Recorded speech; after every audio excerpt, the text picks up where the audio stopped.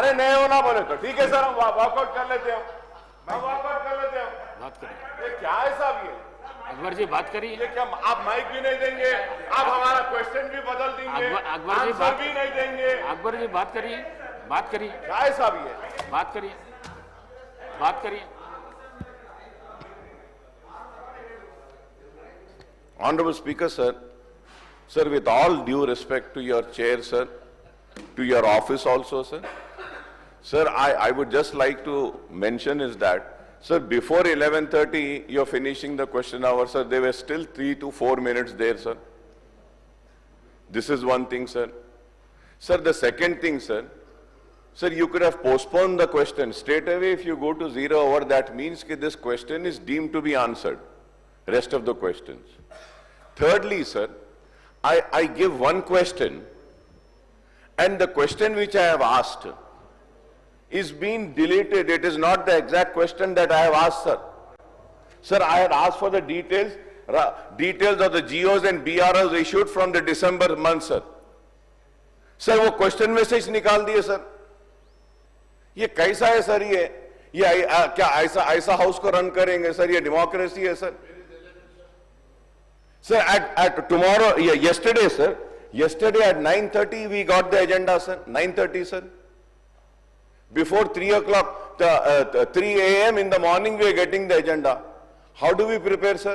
And earlier, sir, there was a precedent and a parliamentary practice which this house had. All the floor leaders used to be provided with the answers of the questions which comes every day, sir. Ab aaj they are saying, sir, they will not give us the answer unless and until the Honorable Speaker reads the question, sir. Sir, I really fail to understand, sir, why this new practices. Congress is in power for so many years. 5-6 terms, sir, I have been here. Question के answer देते, sir, ऐसा करे तो कैसा, साहब आप बताइए, sir.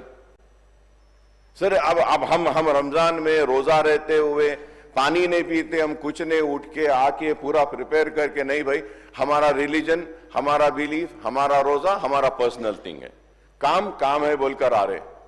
उसके बाद भी ऐसा करे तो कैसा, सर?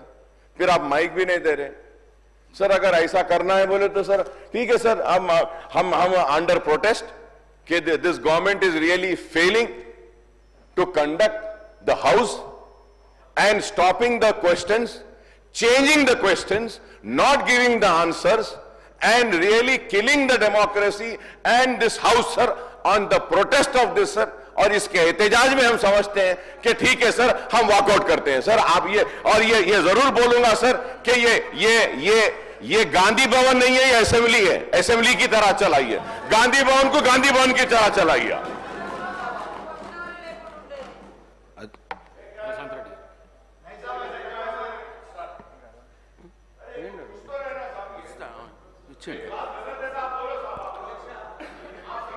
अध्यक्ष,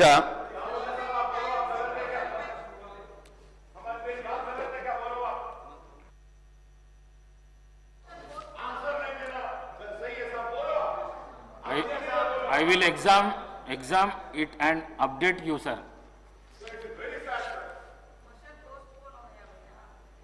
अध्यक्ष,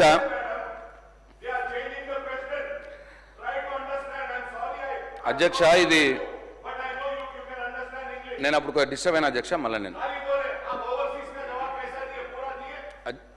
అధ్యక్ష, ఇది నిజామాబాద్ జిల్లాలోని బాల్కొండ, ఆర్మూరు, నిజామాబాద్ రూరల్, అట్లాగే కొరుట్ల, జగిత్యాలు, నిర్మలు, ముదోలు, ఖానాపూర్, ఈ 8 నియోజకవర్గాల పసుపు రైతులకు సంబంధించినటువంటి విషయం అధ్యక్ష.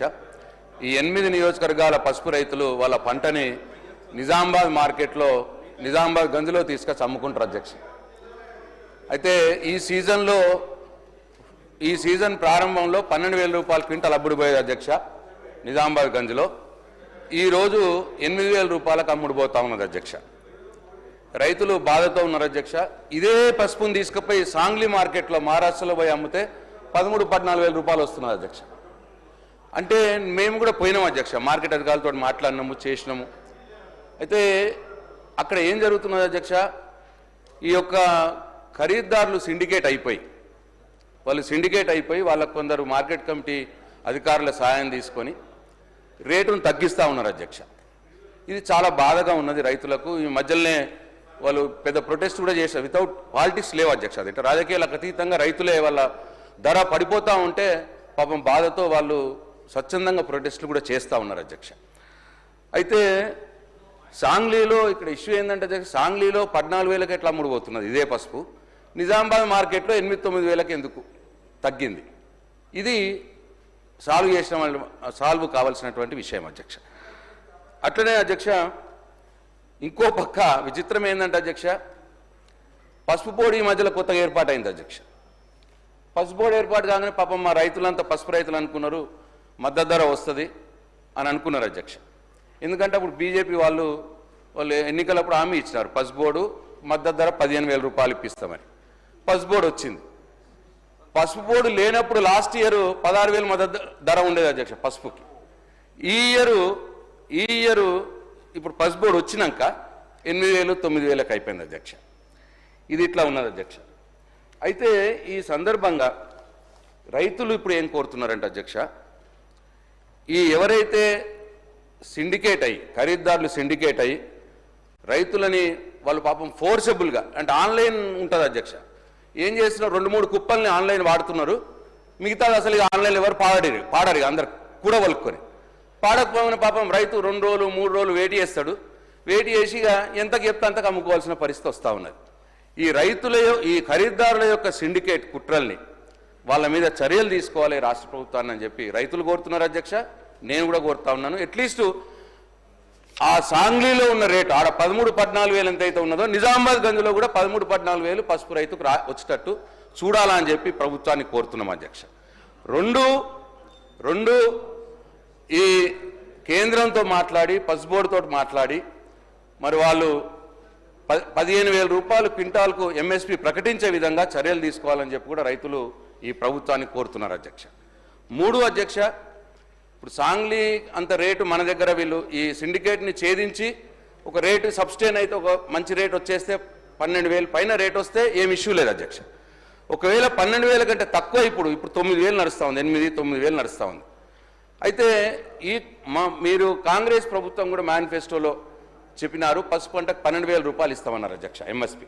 ఒకవేళ 8,000-9,000 అమ్ముడు పోయింది అనుకోండి, మిగతా 3,000 మార్కెట్ ఇంటర్వెన్షన్లో మీరు చెప్పిన మేనిఫెస్టోలో చెప్పిన ప్రకారం ఆ 3,000 క్వింటాల్కు రైతుకు యాడ్ చేయాలా ఈ రాష్ట్ర ప్రభుత్వము అని చెప్పి రైతులు కోరుతున్నారు అధ్యక్ష.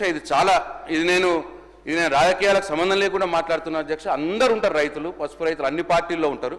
కాబట్టి ఈ 3 ఇష్యూస్ని వ్యవసాయ శాఖ మంత్రి గారు లేరు, మరి ఎల్ఏ గారు కూడా లేరు, మరి దయచేసి మీరే చొరవ తీసుకొని ఈ ప్రభుత్వానికి ఈ విషయం మాట్లాడి పసుపు రైతుల్ని కాపాడవలసిందిగా నేను మిమ్మల్ని కోరుతా ఉన్నాను అధ్యక్ష. Thank you.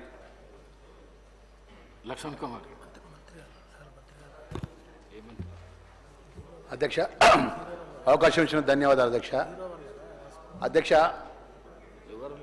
ఏదైతే మా ధర్మపురి లక్ష్మణస్వామి దైవక్షేత్రం అధ్యక్ష, రేపు 27లో గోదావరి పుష్కరాలు వస్తున్నాయి అధ్యక్ష. దయవుంచి నేను రిక్వెస్ట్ చేసేది ఒకటే అధ్యక్ష, మీ ద్వారా ప్రభుత్వాన్ని ఏదైతే లక్ష్మణ్ గారు 1 minute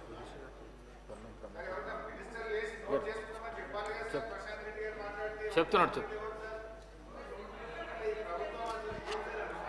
గౌరవ మంత్రి ప్రభాకర్ గారు, గౌరవ సభ్యులు చెప్పినటువంటి అంశాన్ని పసుపుకు సంబంధించిన అంశాన్ని నోట్ చేసుకొని లక్ష్మణ్ గారు. అధ్యక్ష ధన్యవాదాలు అధ్యక్ష. అధ్యక్ష, ధర్మపురి లక్ష్మణస్వామి దైవక్షేత్రం అధ్యక్ష, స్వామివారు